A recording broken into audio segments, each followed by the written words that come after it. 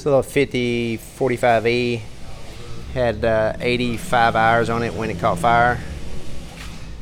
16.9, 28 Goodyear.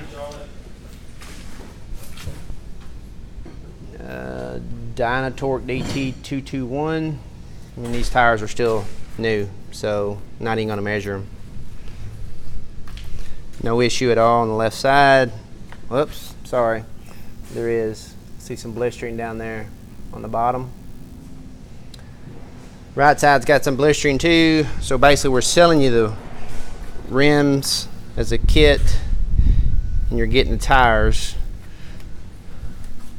You can see that they're up. This tractor's been here a month. Front's 9.5/24, blistering on the outside.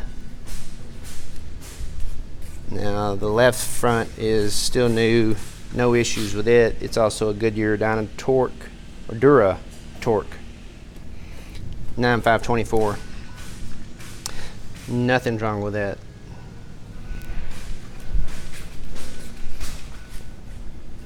So if you're converting a turf tractor or anything over from funky tires to regular tires, this would be a good starter set. Get you going. Let us know if we can help you.